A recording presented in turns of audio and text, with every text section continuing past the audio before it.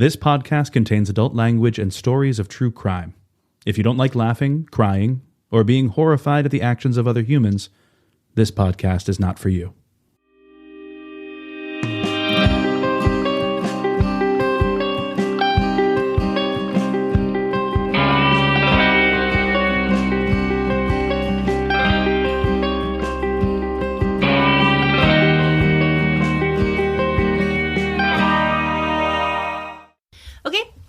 Welcome to part 2 of season 4, episode 8 of Resolved Mysteries.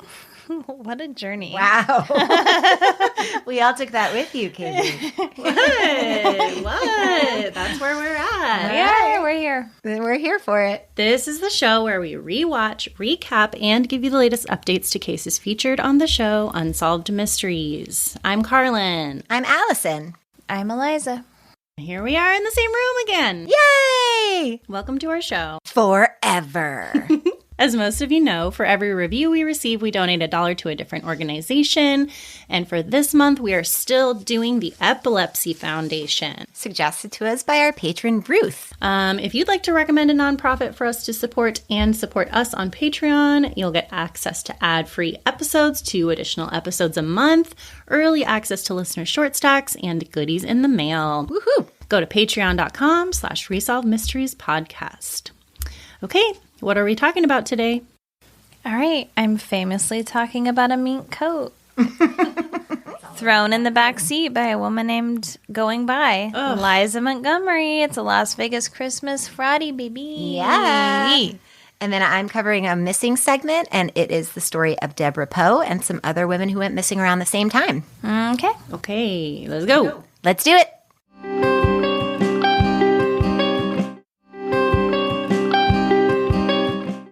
All right. So this is a Friday, and it's a lady Friday, so we don't hate it, y'all. We do like a Lady Friday. And we get to see some 90s Las Vegas imagery. Oh, there's a lot to see in this segment. And it's Christmas time. It's a Christmas segment. So on the weekend shortly before Christmas of 1990, an eccentric young woman named Eliza Montgomery began a bizarre and most unusual shopping spree. Oh, of course, this is a quote from Stack. Remarkable even in freewheeling Las Vegas. So we see her cute red car driving down this Las Vegas Strip. She's living her best life. And on Friday, December 21st, Eliza Montgomery visited a local businessman named Mark Hughesby, who we hear a voiceover of in the segment, but we don't see him as a talking head. We do see a reenactor playing him. And she's responding to his newspaper ad where he was offering to sell an expensive white mink coat and a 2-carat diamond ring. And so she had called him and he said, okay, you can have it, but please bring cash. And when she arrives at his home, she hands him a cashier's check, claiming that her bank had closed early so she couldn't get enough cash out for the coat and ring. And he sort of says, I asked you to bring cash. And she's like, oh, it's just as good as cash. No problem. And he says, well, okay, can I see your ID? And she says, oh, okay, and hands it over to him. And he thought the ID was legitimate, and so the check must be legitimate. And he let her take the items home. And when I zoomed in on the cashier's check that they show, it either shows that it was for $11,500 or $17,500. Either way, so much money. Oh my gosh. Lots of money. In 1990 money, too. Mm-hmm. Yes. So he is also just miffed at how she throws that white mink coat in the back seat of the car with that red interior. He could not was believe mortified. the disregard. The disregard. Yeah, he was very disappointed in her. So later that evening, after she's purchased already a 2-carat diamond ring and this very expensive mink coat, she goes to a jewelry store. And she's been in this jewelry store a few times. And this time, she's ready to purchase 2 rings that she had put on hold. So once again, she pays with a cashier's check, and this time the cashier's check is for $39,000. It's crazy. It's crazy. And the rings are gaudy as hell and full of diamonds. Of course. And the poor jewelry store owner, whose name is Smiles Zepeda. I'm sorry. I didn't Best notice name that. ever. Yes, Smiles. Smiles Zepeda, the best name ever. He says that he had seen Liza come in a few times, and she was always well-dressed and very polite and well-mannered, and he had no reason to suspect that she didn't have this amount of money. And when he hands her the rings, he tells her, "You're very fortunate to get both of these diamonds at this price." And she responds, "That's why they call me lucky." Which is such a Las Vegas thing to say. Oh, this reenactor is gorgeous. She's beautiful. She's beautiful. Also, you're not lucky. You're a thief. Yeah. I guess you make your own luck, right? She thinks it's luck. So at this time, Mark Huseby is, I just picture him sitting at home like, oh no, I think I made a mistake. You're right. The one who sold her the coat and the ring. So Seriously. he drives over to the gated community where he had written down her address on her ID. And drives over there. He pulls up to the security guard and he says, "Is there Eliza Montgomery that lives here?" And the security guard's like, "Nope, nobody lives here by that name." Aww. Oof, which also would not happen today. Like, the security guard wouldn't give out that information. Right. But thankfully he did. And Mark, poor Mark. Oh, poor buddy. I do feel so bad for him. Because it's like he really tried. He was like, "Oh, I think I have a bad feeling, but I'm going to just accept it." And he made a mistake. So he turns his car around and drives straight to the police station. And we see Detective Paul Figlia of the Las Vegas Police Department. And oh my gosh, I don't know if you remember what he looks like, but he looks like he would be on any show on TV during that time as a cop. He's like 1990 handsome in a TV way. Love it. And he told Mark that they couldn't do anything until the bank received the check and determined that it was counterfeit. So they needed Mark to try to cash the cashier's check and have it not work for the police to be able to get involved. Okay. And they couldn't just go find her and detain her just because the address on the cashier's check and her ID was incorrect. He's like, that could just be a mistake. Like, we don't have grounds to go get her. Meanwhile, she's running around dropping more of these checks while they're waiting. Yes, she is, honey. So the next day, she goes to a furniture store, and she claims to be purchasing a Christmas gift for her husband, $23,000 worth of furniture, which is every man's dream. $23,000 worth of furniture that you didn't get to pick out. Merry Christmas. So again, she uses a cashier's check, and they accept it. And she had driven this hideous old brownish red like moving van to go get the furniture. And she buys it all. The workers are like packing it into this van, and it's not all fitting. And this is the first time that we see Liza start to be mean. And she kind of starts to throw a fit, and the store owner says, "Well, it's okay. Like, you can just borrow one of our trucks and we'll drive the rest of it over to you." And she becomes belligerent, and she demands that they fit everything in her van. She doesn't want to take their van. So they are able to like Tetris it all together in the back. Very Tetris-y. And then we've got, honey, some walkie-talkie action. Yes, it's so good. Because the furniture store owner, who's never named, he's also a little bit suspicious, probably after she started like throwing a fit. Because if you're really buying a gift for your husband, or, you know, you're legit, you'd be like, yeah, go ahead and deliver it to my house for free, happily. Yes. So he decides to follow the van that she's driving with all the furniture. And he's got his walkie-talkie. And on the other end of the walkie-talkie, honey, is his wife at home. Yes. Also, the longest range walkie-talkies you've ever seen. Oh, that's very true. Well, how is that working? Is it like a It's sat like phone? sat phones? Yeah. So he's kind of like updating her. And eventually he sees Liza park the van, give the keys to a man who gets in the van, And then she gets in her red convertible that had been parked in that area.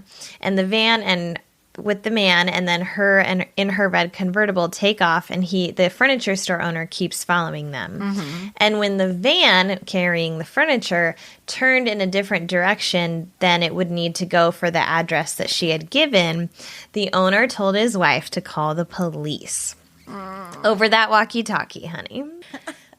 So then and the van turned from like the second lane, like the lane closest to the middle, an illegal turn, and it turns right. Yes, very dangerous. So very dangerous and also very suspicious. So then Liza notices he's following her. This bitch in her white mink coat gets out of her car to go confront him. It's very scary, honestly. Yes. He's on his walkie-talkie saying, oh no, I gotta go. And like tries to speed away. And she's like, hey, what are you doing? And then he speeds past her. She runs in her giant mink coat in the middle of Las Vegas. Alison and I were talking about this. Like, it's gotta be 70 degrees there still. But they said It's not also that cold. he thought that she had a gun, maybe. Yes. Stack says the store owner was fearful that this angry woman in a white mink coat might be carrying a weapon. It's like the best line ever. She like opens the mink and it's just guns. Just guns. So he sped away and she runs back to her car to follow him. And she follows him for 3 miles. And the store owner eventually pulls over to the side of the road. And then Eliza Montgomery just speeds past him and disappears. So by this point, it's like very clear that she's up to no good to all the men that she's More than a grifting. little sus, yes. Yeah. So in summary, in this weekend, she hit 12 places that the police are aware of, eventually became aware of. And the amount of loss to all of those places was around $150,000. Wow. Her last place that she hit was a gaming supply store where she bought 3 slot machines. What is she going to do with all this stuff? What are you doing? Exactly. What are you doing? You're buying the largest things that you have to have, like, big vans to get where you need to go. Oh my God. Stick with the jewels that are untraceable. It's not a stealthy operation. 3 slot machines and a truck full of furniture. Where is she going? Crazy. Oh my God. So police searched the area because at this point they're realizing, okay, I mean, it's a good thing Mark Hughesby came forward. He was suspicious and he came forward when he did versus like waiting for the cashier's check. They at least had this woman's name in there. The Las Vegas Police Department did, even though they couldn't do anything with the first part. But then when the furniture store owner was wife calls, she gave the same name, which is probably also another mistake. Like, use different names throughout, right? Instead of just Liza Montgomery the whole time. Yeah. So they look all over for her and can't find her. A few weeks after this weekend, they find her car and the van, that hideous van, and both of them had been rented. So investigators learned that she'd rented them using a cash deposit instead of a credit card. This is the one time she'll pay cash. And the rental agency gave police one clue, a copy of her ID. On the ID, it is her actual picture, but with the name Liza Montgomery. But at least they had a picture of what she looked like now. So there isn't like a ton more to this case. This woman just had a great weekend, I guess. But the case was, she was found because of a UM airing, and actually an Oregon police officer who saw the broadcast was investigating a similar case already and like knew about her somehow. I can't find any information about how, but her real identity is Ellen Christine Juvera Saiz, and they were able to locate her in Hollywood, California, of course. So she pled guilty to burglary and theft and served time in a Nevada state penitentiary. And after her release, she was free for a while. And then from what I can find, she was later arrested and sentenced to prison in Colorado. So then it's just kind of like, oh, this woman's having a hard life, and I don't want to dig into too much. So Truthfinder says, like, some of the things on her record are careless driving, no valid driver's license, and then really serious things like child abuse. Oh, my God. Or reckless cause, which could be, like, from the careless driving with a kid in the car, maybe. Oh. License plates violations, giving false information, and then one of the things says any act of prostitution, which I'm never like, please stop ticketing people for prostitution, but or arresting them. or arresting them. So that's all I could find. It looks like she's still alive. It looks like she was released in October of 2016, living in Colorado, registered as a Democrat to vote. So we love that. But this is like me digging very far. But I hope she's doing okay, because I don't know. It's kind of sad that long of a life of running in with the law. Yeah. But yeah, I would just love to sit down and talk to her and be like, tell me about this weekend and what your plan was. Yeah, with all this What stuff. are you gonna do? Like, were you gonna sell it? Were you She gonna... must have been, right? I don't know. And then I couldn't find, like, was the furniture ever recovered? You know, the stuff that the she actually stuff. took. Like, where did she Right. put it? Where did it go? Where's that white mink coat? Where We is need it? to know mostly about the coat. Yeah. That is wild. So, mostly not a big update, but kind of a fun segment to watch. Oh, yeah. Yes. It was super fun. I loved it. Yeah. It was Very pretty funny. wild. That's it. Okay, All good job. We all love a great true crime mystery. And now you can put your detective skills to the test with the free Small Town Murders crime mystery puzzle game. From the makers of Angry Birds, there's a new crime mystery puzzle game everyone is talking about. Small Town Murders. It has 5 million players already. You can solve puzzles to unlock clues and evidence, meet colorful townspeople and swap gossip for juicy leads, interrogate suspects, solve the case, and find the killer. There are more than 3,000 levels and over 2,000 clues and pieces of evidence to collect. There are also 20 cases and new cases added every month. You can interact with interesting characters and visit hundreds of beautiful locations. Use your detective skills to find the best strategy with brain-teasing match 3 puzzles. I love Small Town Murders. There are so many cases, and it's gorgeous to look at. There's a whole world that you can immerse yourself in. I've been playing for weeks now, and I cannot put it down. So join me and over 5 million other players and become a detective today. All you have to do is download Small Town Murders free on the Apple App Store or Google Play. You're going to love this interactive murder mystery game. That's Small Town Murders on the Apple App Store or Google Play. If you like true crime, dark history, the haunted and paranormal, then we think you'll like Ghost Town. Ghost Town is hosted by me, Rebecca Lieb. And me, Jason Horton. We cover both notorious and obscure true crimes, The haunted, paranormal, and unexplained. and the dark history of everything from world events to pop culture. There are new episodes of Ghost Town every Wednesday and Friday. Find out for yourself what Vulture.com called essential listening and one listener called a total waste of time. So pause the podcast you're listening to right now. And go subscribe to Ghost Town for free on Apple Podcasts, Spotify, or wherever you get your podcasts. And at ghosttownpod.com. Did you hear about the Welsh tourists who got drunk and stole a penguin named Dirk from SeaWorld on the Gold Coast? Or the Canadian guy who tried to beat a breathalyzer test by eating his own underpants? Hey, I'm Tara Saraban from World's Dumbest Criminals, an upbeat podcast about deadbeat crims. Join me every Monday to hear about the most ridiculous, bizarre, and downright stupid crimes and criminals in the world ever. Like the Australian man who put out an unsuccessful hit on his wife and freaked out when she crashed her own funeral. Or the Chinese woman who deliberately ran 49 red lights in her ex-boyfriend's car. World's Dumbest Criminals is available on iTunes, Spotify, and anywhere else you listen to podcasts. Make sure you subscribe if you don't want to miss any criminally stupid shenanigans. All right. So this is the last segment of season 4, episodes 8, 7. Where are we? 8. I have no idea. 8. Okay. Yeah. This is a missing persons segment, but it's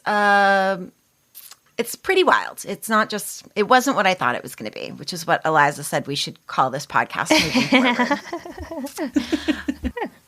Okay, so If we ever rebrand, that is it. So February 4th, 1990 at 4:30 a.m., sheriff's deputies responded to a call at a convenience store in Orlando, Florida. 2 customers found the all-night market open but unattended. In the reenactment, a man is telling officers that he stopped by the store to say hello to a friend, but he doesn't know where she is. He says, quote, "She just kind of disappeared."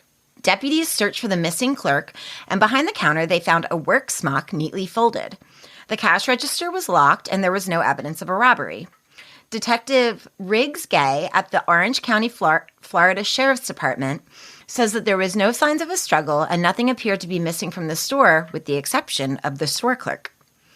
Stack says that the missing clerk was 26-year-old Debra Poe, who had worked days at a local newspaper and nights at the store. Debra had moved to Orlando just 4 months earlier with her roommate and friend, Lori Tillman. Lori Tillman says that she and Debra were like sisters. She says that they had a very unusual friendship. She says that they could fight like sisters and ignore each other like sisters, but they were there for each other, and they could always count on one another if they needed anything. Stack says that the most dangerous time for convenience store employees is the graveyard shift. Debra's shift was 5 nights a week from 11 p.m. to 7 a.m., and she was behind the counter alone. Lori says that Debra worked hard because she had just bought a new car and she wanted to buy a house and start a business. Lori says, quote, "And if that meant working 2 full-time jobs that she didn't really like, well, then that's what she would do." Gosh. Stack says that around 11 p.m. the night Debra disappeared, a friend of hers stopped by the store to see her and discuss some house plans with her. Police verified that Debra waited on customers from her friend's visit until 3:05 a.m. When her friend returned at 3:50 a.m., Debra was nowhere to be found. So that's a really tight window of time. Yeah. Detective Gay says that Debra's car was parked in the same spot as when she came to work, and it was locked and her purse was sitting in the back seat. Investigators concluded that Poe had probably been abducted. Stack says that they soon discovered that Debra Poe was not the first clerk to disappear in Florida during the graveyard shift. And I'm just like, yeah, it's unacceptable to have these women working overnight alone. Yes. What are we thinking? What are we thinking? After one goes missing, let's not do that. And when I was doing research, I mean, I'll come back to it, but this happened 6 or 7 times in Florida. Just Florida. Ugh. It happened so frequently. And why were these women left alone? I mean, yeah. But then it's so sad because it's just like the women being able to run alone conversation. Like, yes. We should be able to work when we have to work. Yes, well, and that's absolutely. the thing. That was the only time she could do this. Yes. Because she worked all day. Working her ass off. Yeah. I know. It's enraging. So 6 months earlier, on August 6th, 1989, 29-year-old Donna Callahan disappeared from a convenience store in Gulf Breeze, Florida. As in Debra's case, there was no signs of a struggle at the scene. Donna was 3 months pregnant and left behind a 2-year-old daughter. 5 weeks later, on September 18th, 1989, 36-year-old Darlene Messer was abducted from a Lake City, Florida convenience store. 2 days later, Darlene's body was found in a nearby creek and she had been bludgeoned to death.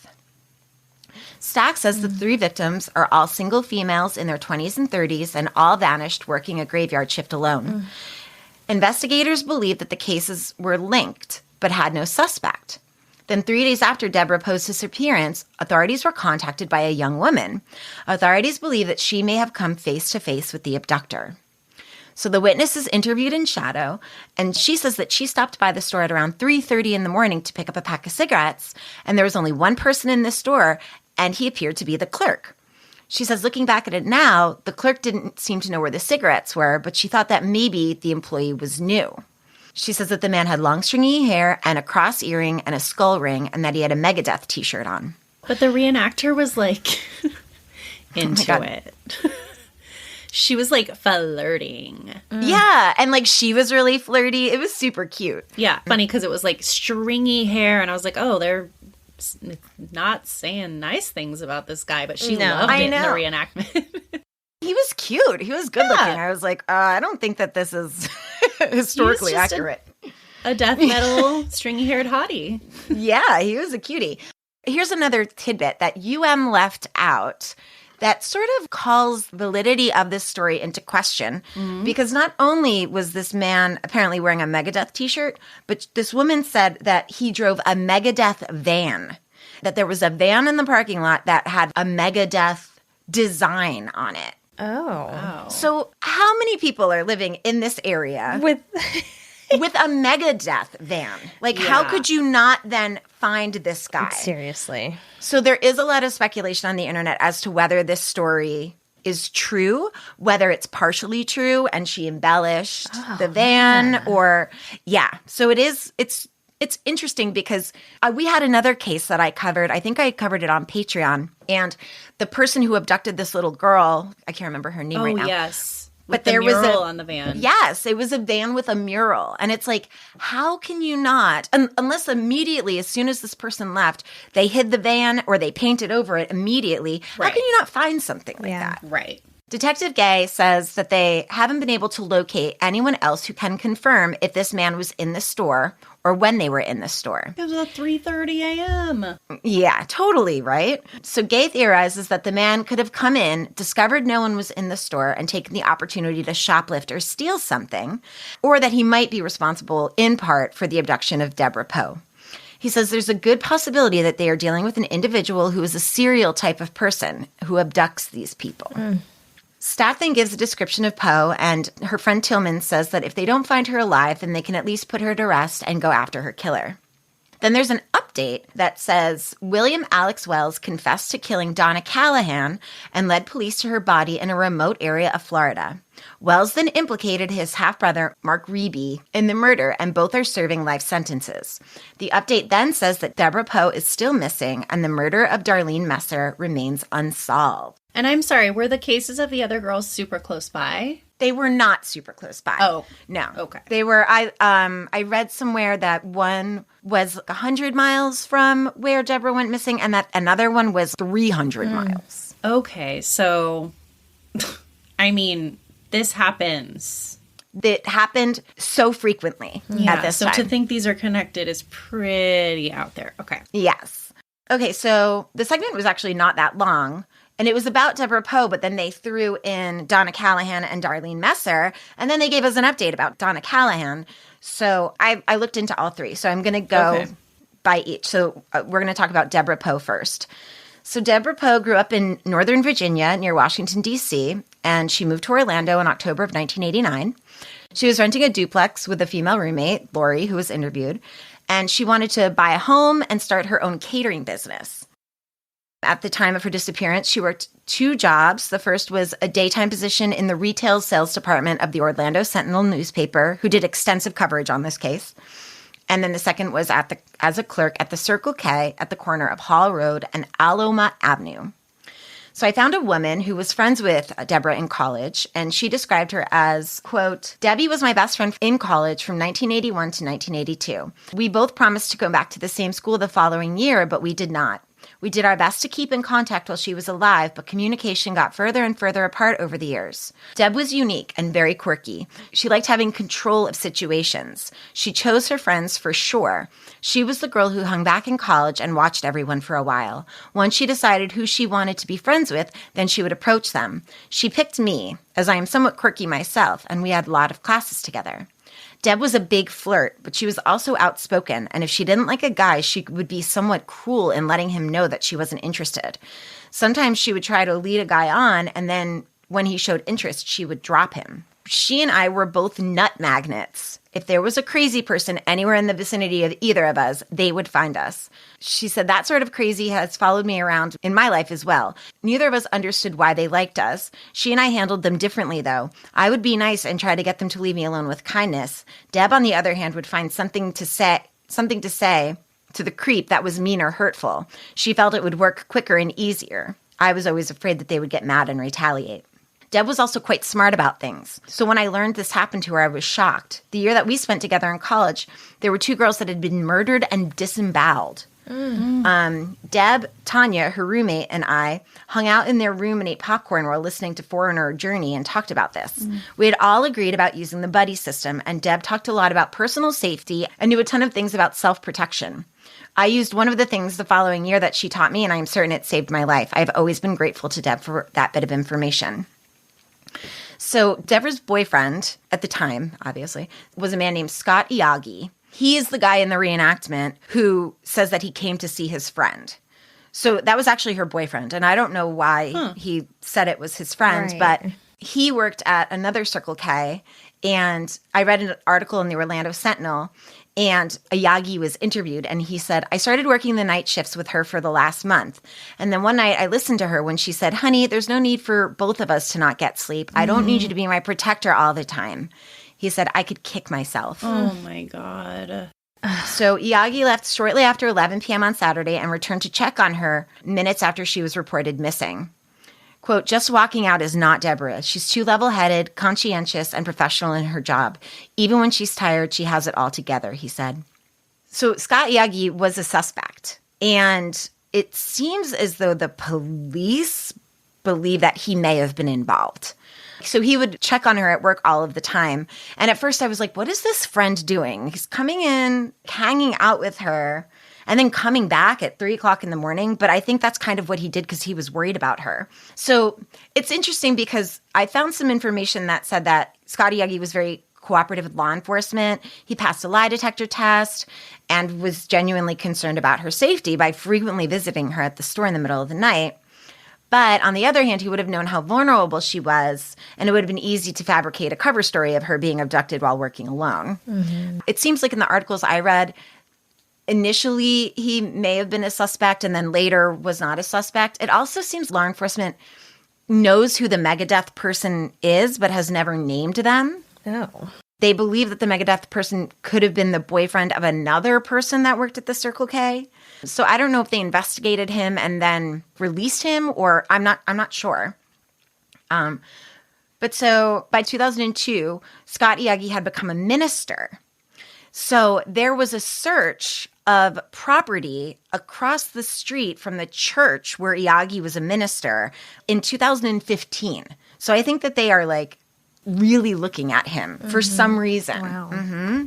So a carton of chocolate milk and a cup of coffee had been left on a stack of houseplants behind the counter, and the Circle K mock was neatly folded nearby. The register was locked, and it appeared that no merchandise had been taken or moved out of place, and it seemed like that she had disappeared into thin air. And I think people were wondering, like, why is her smock folded? And then smokers were like, she probably had to take her smock off to go smoke outside, so she probably folded it up. So that means that either she was lured outside by someone or she went outside and then was abducted outside. Yeah. So a search dog hit on 2 spots on the pavement behind the Circle K. The first was behind a deserted business next door, and the second followed her scent out the back of the store through a space in a tall wooded fence into the parking lot of the Shoals apartment complex next door, and then promptly lost the scent. So that led detectives to believe that Deborah had either voluntarily entered or been dragged into a waiting vehicle. It was quickly apparent that the nature of Deborah's work made her an easy target for abduction. As a young, attractive woman working at a gas station alone at night, in an era before there were security cameras in every building, she was frequently harassed by customers who ranged from harmlessly creepy to downright dangerous in the few short months. Remember, she had only been there 4 months. Gross. The most frightening incident happened just 2 weeks before her disappearance when a naked man burst into the Circle K and climbed over the counter toward Deborah. He chased her around the interior of the store a couple times, then outside and around the gas pumps until she was able to beat him back into the store and lock the doors. Oh my God. Imagine. God. That's no. When we were 16, my friend worked at Subway and she would close the fucking place by herself, 16. Yep. And one night a man came and exposed himself, like trench coat exposed himself in the window at her while she was closing. That is awful. God. Yeah, these guys just, you're trapped there, so they're going to do You're whatever trapped. the fuck they want. Yeah, they can do whatever they want. Detectives interviewed a bunch of people after she went missing because of the nature of her job. One was a man who had been harassing Poe because she told him she wouldn't date him. Another was a woman who came to the store drunk at about 8 p.m. that evening after she found Poe's name and work number in her husband's wallet. What? It's a carnival. Yes. A cavalcade of suspects. Truly a freak show. Yes. The last person to see her was the manager of a Kentucky Fried Chicken. He would stop regularly at the store to buy scratch-off lottery tickets and sandwiches. And he said that Poe was fine at 3 a.m. Gosh, I'm even surprised they had this many people to talk to. I guess a lot of people shop these places in the middle of the night. Yeah. Everything else is closed, you know? So once she got the full-time job at the Orlando Sentinel, her boyfriend and family begged her to quit the Circle K, saying it was too dangerous and that she was working too much. Yeah. When that failed, her boyfriend worked alongside of her, but she told him he didn't have to anymore. And she disappeared like a couple weeks later. Gosh, that poor boyfriend, if he didn't have anything to do with And then it. to be the suspect, too. Yeah. That's awful. Yeah, if he didn't do it, I'm sure his life has been ruined by this. With the Megadeth man, although authorities first considered him responsible for Deborah's abduction, it seems they've shifted over the years toward believing that he was actually a witness and possibly the boyfriend of another employee at the store.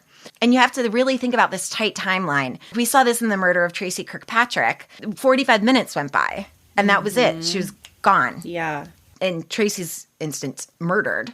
They said the Megadeth man had no visible scratches on him. He was calm. He was flirting with the girl. He did actually say, you really shouldn't smoke, you know, when he was giving her the cigarettes. Right, like yeah. In the reenactment. Why would you kidnap this girl, put her in your car, and then go back into the store to get caught? Yeah, it just doesn't make any sense. So I don't think that he had anything Doesn't to do add with up. it. Someone commented that it's possible that the cigarette buying woman got her dates wrong and actually went to the store when Megadeth's girlfriend was working. Deborah's boyfriend mentioned something about helping her out in the store in the wee hours of the morning, so it's possible that Megadeth did the same thing for his girlfriend. This person said, you know, maybe his girlfriend went to the bathroom or outside to smoke, and he would man the register until she came back. Although everyone wonders, like, why didn't anyone come forward and say, like, hey, you got the dates wrong, or it was me, because it's not a crazy populated area, especially back then. Yeah, and originally police didn't go public with any information about him because they were afraid that they were going to scare him out of Orange County and he would flee. But after 3 months with no success in identifying him, they created that composite sketch. In August of 1990, a man riding an ATV found the skeletal remains of a young woman off of Alma Avenue, 2 miles from where Deborah was last seen. They initially believed that the remains were Deborah's due to the location and physical similarities, but the family didn't recognize the woman's jewelry. They eventually were ruled out via dental records. The segment that aired originally on November 6, 1991, generated over 150 leads from viewers around the country. Most of them were for people saying that they had seen or knew the Megadeth man. Orange County detectives received a call from authorities in Virginia who said that they had a similar case and a suspect in custody who matched the description. So this isn't just Florida. People are abducting and murdering overnight clerk workers all of the time. God. It's just a common thing, unfortunately. Yeah. And actually, I probably say this later, one of these disappearances finally triggered, I think they created a law in Florida now that there has to be 2 people working overnight shifts, not just one person. Good. It did eventually create some change. Wow. And like an actual law. Yeah. Wow. Detectives looked into multiple suspects over the next few years, although they were never able to charge anyone. One was an ex-boyfriend Deborah broke up with because she believed he was mentally unstable. And in 1998, detectives had said that they zeroed in on a man who used to talk about Deborah's disappearance constantly, but now refuses to discuss it with anyone. But that was 98. Nothing came of that. On March 27, 2002, a team of over a dozen sheriff's detectives and search and rescue volunteers scoured an empty lot behind the Chapel Hill Baptist Church. Law enforcement had long considered the 1-acre lot, which is 3 to 4 miles from the Circle K, a possible location of Deborah's remains, as it was near the home of a suspect in the case. Law enforcement stated they had a suspect but did not name the person. Not long after they dug up the lot behind the Chapel Hill Baptist Church, because 5 or 6 cadaver dogs had indicated the scent of human remains. They dug for 12 hours with a backhoe and they found nothing. And the Chapel Hill Baptist Church was right across the street from Scott Iagi's former residence. And he was a one-time pastor of that church. So they were definitely looking at him in 2002. This article says detectives didn't discount the possibility that Deborah's remains had been buried there at some point and then moved at a later date, which is just, ugh. Yeah. The Orlando Sentinel, the newspaper that Deborah briefly worked for, ran a missing persons ad in the classified section every day for 11 years after her abduction, ending in December of 2001. Oh. So I found some people who commented on Sitcoms Online. So the user 1990 fan said, this was back in the early aughts. Deborah's mother at the time was the only living relative still searching for Deborah. Deborah's father and older brother both died. Her brother fell and froze to death outside of his home. No. Oh my Just God. like a tragic accident. And then her father died of cancer. A family beset by tragedy. In a newspaper interview, Deborah's mother said at the time that her boyfriend, Scott Iaggi, and her roommate, Lori Tillman, had completely broken off contact with her, which is so sad. In 2013, a Sitcoms Online user, the Dr. Strangelove, wrote, "It's well believed that William Alex Wells and Mark Reeby were responsible for Deborah's disappearance. They were convicted for a similar abduction and murder in Florida. They are both serving time in North Florida. Wells is serving life without parole and Reeby 25 to life. They only confessed to one murder because that victim was found. However, Deborah and another convenience store clerk are still missing. There were numerous cases similar to this throughout Florida, South Georgia, and Alabama. Because of the Poe case, convenience stores in Florida have to have either two people on duty or a protective barrier like banks have." Oh, okay. This person says, "I actually installed video cameras and a DVR in that former Circle K, which is now a Citgo, when it was sold in 2011. Even today, when it's dark outside, it's quite isolated. More than 20 years ago, it would have been very isolated, surrounded by woods and scrub brush." Oh, gosh. So if you have any information, contact the Orange County Sheriff's Office at 407-836-4357. So that's Deborah Poe. The next victim, Donna Callahan. Donna Callahan was 29 and pregnant when she disappeared from a junior food store in a Pensacola suburb on August 6, 1989, leaving behind her purse, her keys, and her car. Her remains were found in 1996 in a rural area about 75 miles northeast of Defuniak Springs and identified using dental records. William Alex Wells of Defuniak Springs was already serving a 30-year prison term for robbing another convenience store, and he was charged with murdering Callahan. Just as his trial began, Wells offered to plead no contest and tell police officers what he knew about the crime in exchange for life in prison. So this story is freaking crazy. Our amazing, amazing hero and queen, Heather Crystal Dawn, of lostandfoundblogs.com had a write-up about it, and I'm just going to tell you what she said because she's incredible. Yes. And we trust. This story is insane. So I'm not going to get into it, but in this article, she is interviewing the daughter of a murderer and kind of like what that's about and like what that's like. Yeah. So this is what Heather has to say.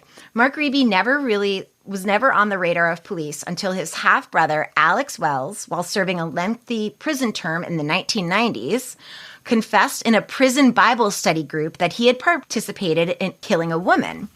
Some inmates overheard the confession and alerted the authorities. But the Bible study group wasn't going to? No. I mean, I don't know. According to Alex, the brothers went to a convenience store in Gulf Breeze, Florida on August 16, 1989, with the intent to rob it. The clerk's purse was still on the counter, and it is believed that no money was even taken. But unfortunately, the cashier, Donna Callahan, was. In the early months of her second pregnancy, she begged for her life and the life of her unborn child, but her pleas were ignored. And she was ultimately strangled in the backseat of the brother's car. No. Each brother still insists that the other did the actual killing, but what is known is that her body was placed in the trunk and not too long after buried in a wooded area directly next to the brother's family property in Defuniak Springs, Florida. So each brother blamed the other one. Yeah. Oh. What a set. Great. Truly. Alex led them to the remains years later, and they both pled no contest to first-degree murder to avoid the death penalty. In the months after Mark Reeby began his 25-year-to-life prison sentence, he apparently began to confess to other murders to his mother and sister. He told them that they needed to get a hold of Special Agent Dennis Halley, a retired FDLE agent, and get him down here because, quote, "it will be mind-boggling what I'm about to tell him." His family did as he requested, so Special Agent Halley made the 7-hour drive to the Union Correctional Institution to talk to him. What he was about to say was incredible, to say the least. He told Dennis Halley, quote, "I killed a lot of girls. I'm a serial killer." Mark Reeby then proceeded to confess to a shocking 12 more murders. Oh my gosh. So a few months later, and after being taken out numerous times to show police where the crimes took place, Mark Reeby recanted all of the confessions. Oh my God. Stop. So some of the murders that Reeby confessed to, Special Agent Halley doesn't really believe. He would mention murdering a female in a specific town, but the details he gave were extremely vague or didn't match up with any disappearances or murders he could find. A few were even similar to the murders that Otis Toole and Henry Lee Lucas confessed to. And it was discovered later that Mark Reeby and Otis Toole did do time at the same jail in the past. Whoa. Special Agent Halley does, however, believe that Mark Reeby committed at least 7 murders in addition to Callahan's. And he does believe that his half-brother Alex Wells was complicit in 2 of them. In 4 of these confessions, Halley believes they are legitimate because of the very detailed things that Reeby told him that only the killer would know. So Bonnie Gail Reither is thought to be Mark Reeby's first victim. She was a 27-year-old cocktail waitress, and he was only 17 when her murder occurred on April 5th, 1978. In his confession, he said they met in Wayside Park and they were smoking dope, and he got angry and he killed her in her car. He said he partially buried her body and left it and her car in a park, but couldn't remember exactly which one. He also made a point during the confession to mention he liked to drink Busch Tallboy beers.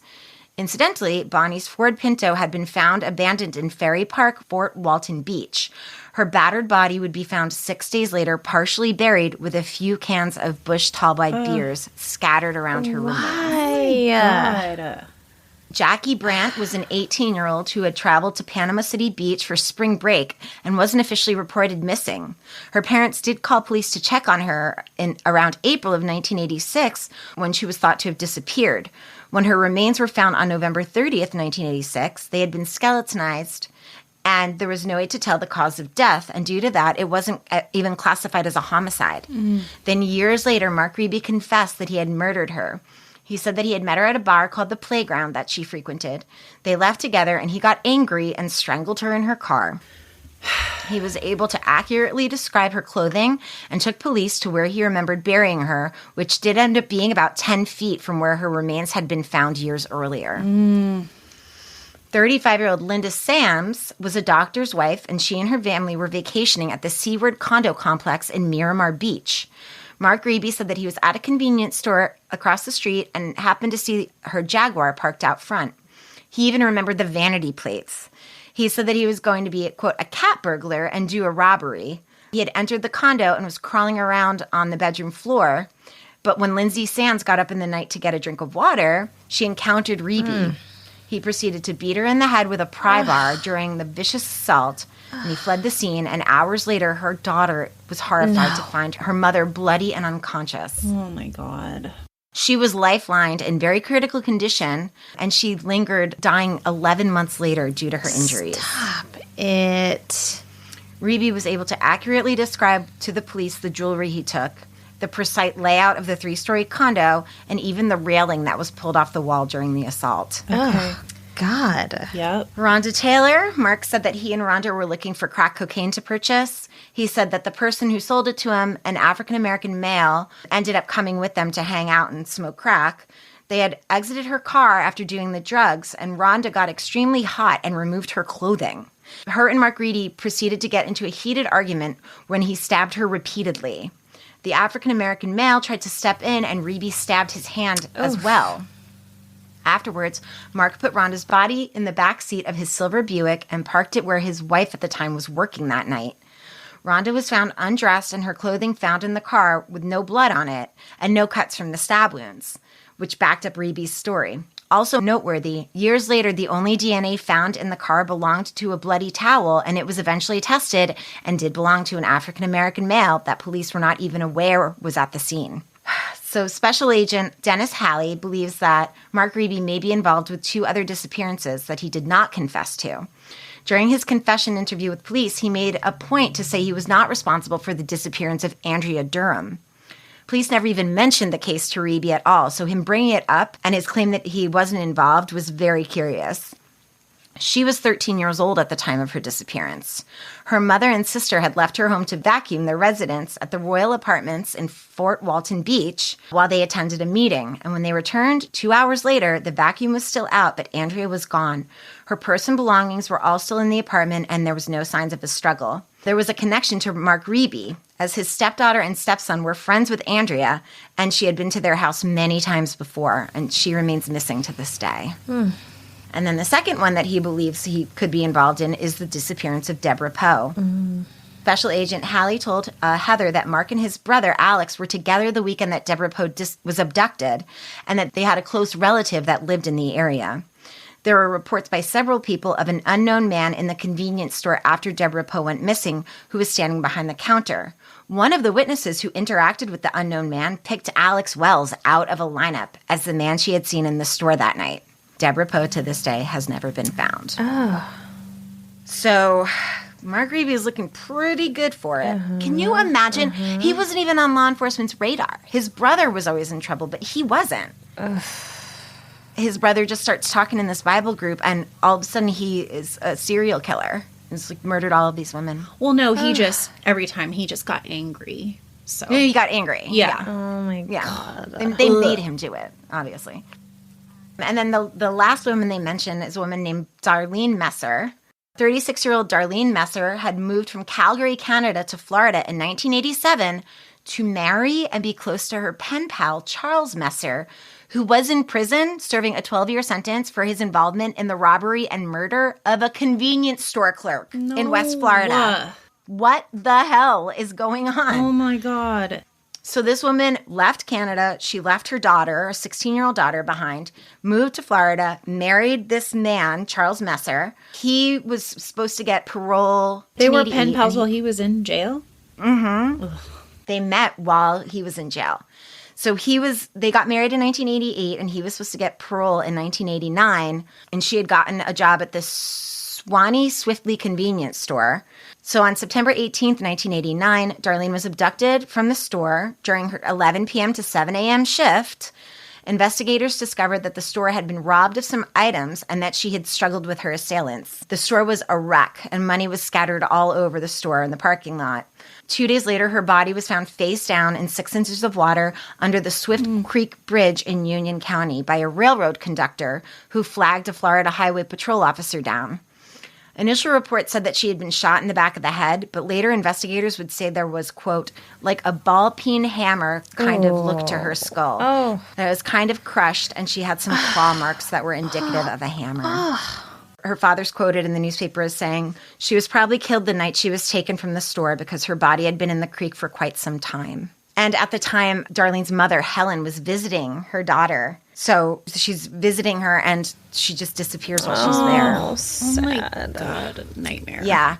And I couldn't really find very much about Darlene. And then I found a 2021 article from just a couple months ago. Oh, wow. From a newspaper called First Coast News that had an interview with Darlene Messer's daughter, Angela, who was 16 at the time of her mother's disappearance and murder, and she was living in Calgary, Canada. And then Lieutenant Todd Lusser, who was with the Columbia County Sheriff's Office. So Lusser said the last people to see Messer alive was a Georgia couple that stopped to get coffee and a snack at the store at around 12:38 a.m. He says the couple hung out on the tailgate of their truck for about 15 minutes and then went to leave. As they were leaving, they remembered this vehicle specifically and vividly because they almost struck it. They described it as a Pontiac Grand Prix, in their words, a, quote, Heinz 57 color vehicle.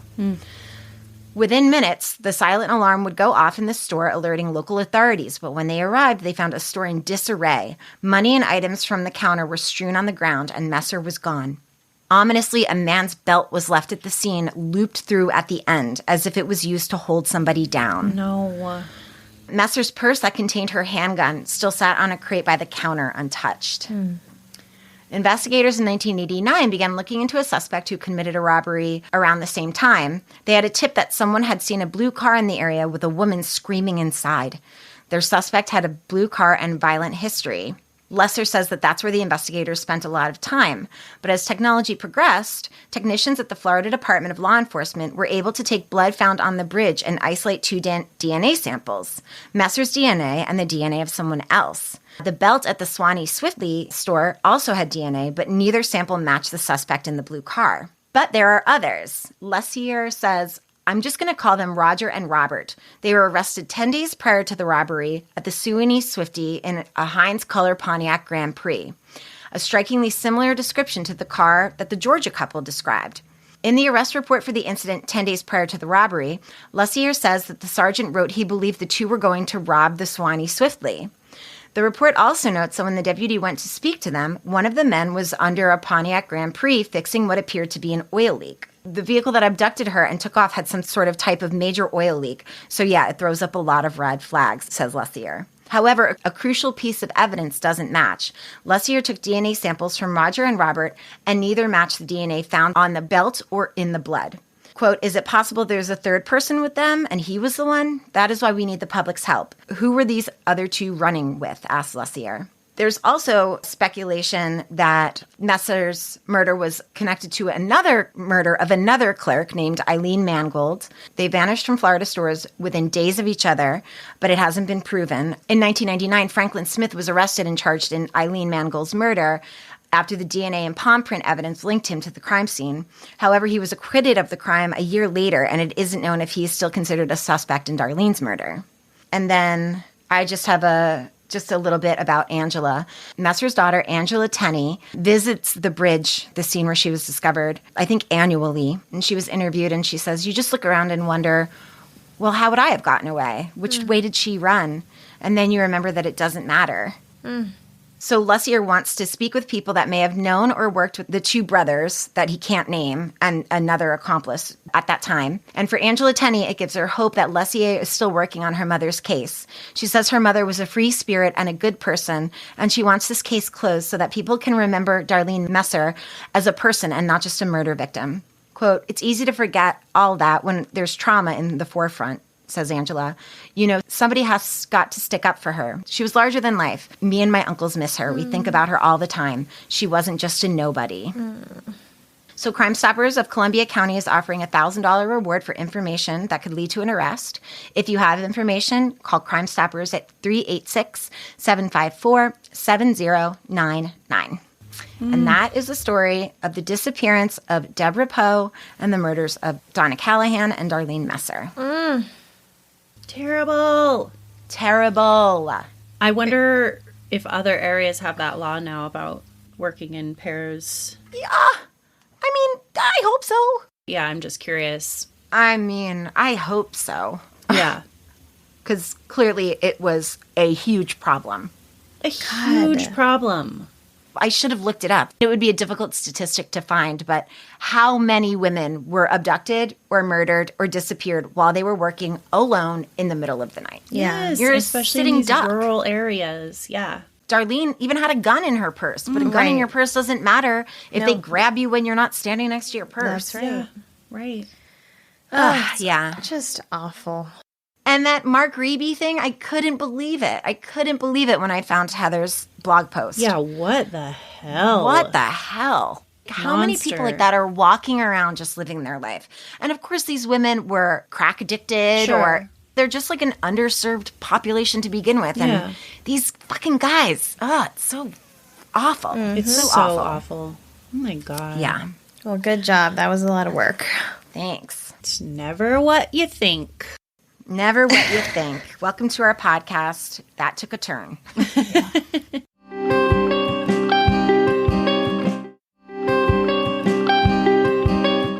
Okay. I have something to share and feel. I watched the Dr. Death television show on Peacock. It was great. Dr. Death is Alec Baldwin, Christian Slater, Pacey, yes. Pacey forever, my boyfriend Pacey. It's really good. But when you're done watching it, and it's definitely worth the watch, they also created a companion documentary called Dr. Death Undoctored. Oh. And it's like watching the podcast. So it has the podcast hosts on it. It's got the three doctors that went after him. Ooh. It's got his ex-girlfriend who, like, he gets pregnant and basically... Yes. And it's got his friend Jerry, who he paralyzed. Yep. So it's got all hell of those people. yes. So you can watch, like, you get to see what they all look like. Where do I watch that? On Peacock. They're both on Peacock, Okay, NBC okay. Peacock. But yeah, it is, because it is a little fictionalized. They replace some characters that are white with, like, people of color. They replace some male characters with female characters, but it's still, like, the same. It's very minimal.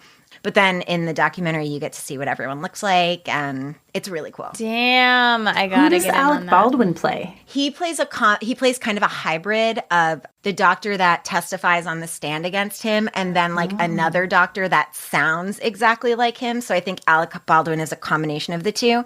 And then Christian Slater plays the original doctor that met him first, that had to scrub in and work with him. So he was the one that he was Realized the one that something realized first. was not right. But it's so funny because Christian Slater, his portrayal of this man is so over the top, and he's such a huge character. And then the real doctor is also definitely a character, but in a very different way. It's just really cool to see it all like come together. And Joshua Jackson is great. He plays like this charming psychopath. He's really good too. So yeah. Cool. I didn't realize it was already out. Yeah, I binged it, of course. They've been doing on the Dr. Death feed. Apparently there's a third season, which I don't think I have yet because I don't have the Wondery app. But they've been having like the cast of Dr. Death on there. One of them is like Christian Slater meets or interviews someone. Oh, cool. He probably interviews his counterpart. Yeah, probably. Cool. So I can't wait. Yeah, it's really good. Of course, that's Wondery. Speaking of Wondery, our very favorite network of all time. It's definitely our top, I think. It's our absolute top. I've been listening to Killer Psyche. What's that? Oh my gosh, I can't believe I'm telling Alison about a podcast. Oh wow, we have to share Z Feels Like the same thing. Maybe that'll be next time. Yeah. Okay, this is, I'll just read you the tag. When a shocking crime occurs, people ask why. Was it about power, ego, or revenge? On Killer Psyche, retired FBI agent Candace DeLong, fucking queen, one of the first female FBI agents who was a psychiatric nurse before she got recruited to the FBI in the 80s, talks about all these cases that she's been on. She worked on the Unabomber. She met the Unabomber. She was with the Unabomber when they pulled him out of his cabin. Whoa. She just sat with him for hours while they were performing the search warrant. Oh my God. She has Eileen Wuornos, the Tylenol murders, Oh the my lipstick gosh. killer. It's so good. You gotta listen. She is Okay. so amazing. I'm in. Yeah. I'm in. Cool. It's great. Okay, I did think of something. Ugh. The controversy is that I don't always care enough about something to share it. But okay, I watched something that I think most people watched at the beginning of quarantine, so I'm like a year behind. Tiger King? No, That bitch Carol Baskin. no, honey, I watched that one in real time. No, I finally watched Don't Fuck with Cats. Oh, I could never. Oh, well, you really couldn't. No, I could You really not, couldn't. baby. No. I think you could. I listened, the last time I ever heard anything about him, it was when I was still listening to Sword and Scale a million years ago, and he covered it, and I listened to the audio tapes, and I was like, oh, fuck now. Honey, when I tell you that I kept thinking I knew what was going on, but I did not. That's what I hear about it. I was fucking shocked at the end. You didn't know how it ended?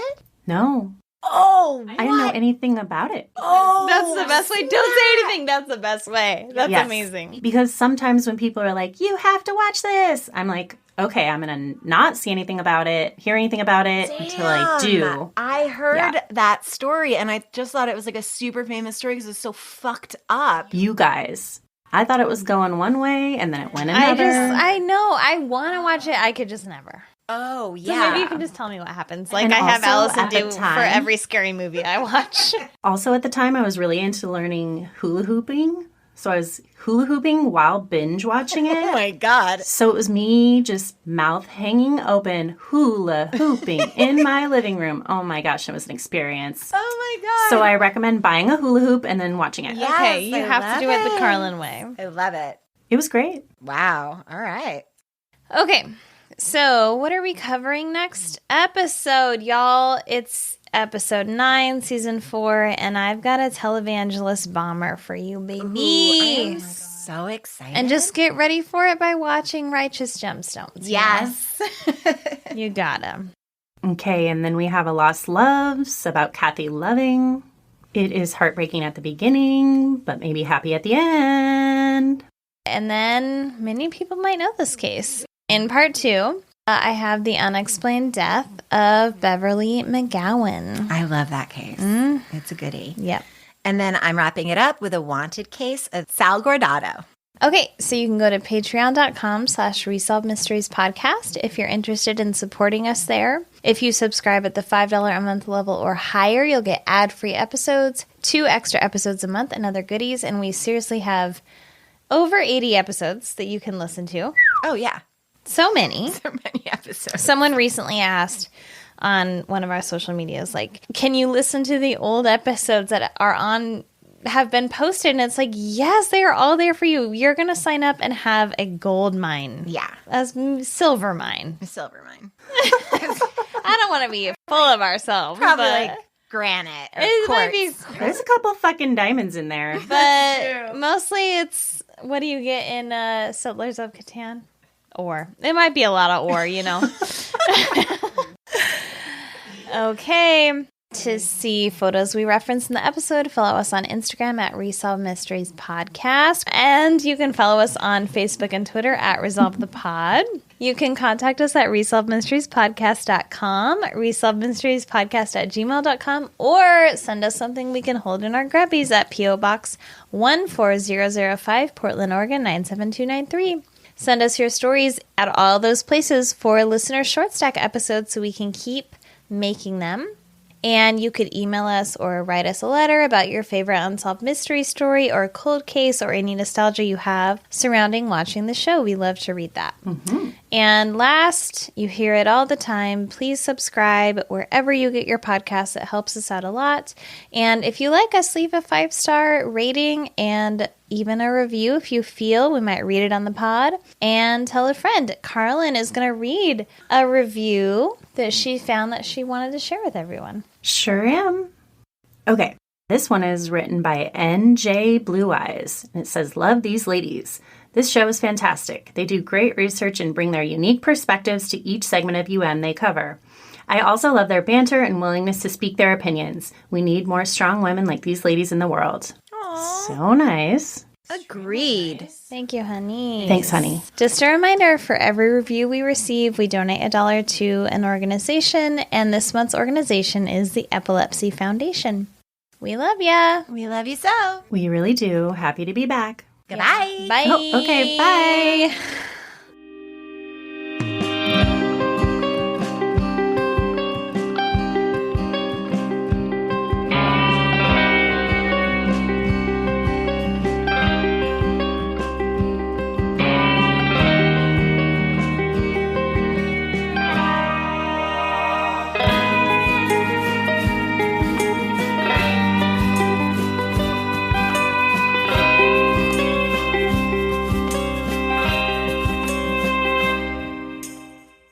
Carlin works her little tiny, it's the tiniest booty you ever saw. And she works her little... That's not a compliment. Oh, I'm sorry. It's a big, big ass and she works it off. I'm sorry. It's just funny when people say they work their tiny little booty off, and maybe nobody says that. Oh, God. Okay. Who says that? And you can follow us on Facebook and Twitter at Resolve the Pod, where Alison works her... medium? I don't know the size. You just stop talking about asses. Okay. I guess I don't have to say a size. Just her ass off. Yeah. You can contact. It's a reasonable size. Mine's a little more than reasonable. Mine is. Okay. Welcome to our podcast. Morning Cup of Murder. Ever wonder what terrible thing happened on this day in true crime history? My name is Karina Beamisturfer, writer and host of Morning Cup of Murder, your daily true crime podcast that dives into what murder took place on today's date in history. With over 500 episodes about serial killers, murderers, cults, and cold cases, there is always something new for you to enjoy. Morning Cup of Murder is the perfect addition to your morning routine. So if you like your coffee hot but your bones chilled, start your day with a Morning Cup of Murder. Subscribe on Spotify, Apple Podcasts, and everywhere else you listen, and come say hi on social media at Morning Cup of Murder. Oh, and remember, stay safe.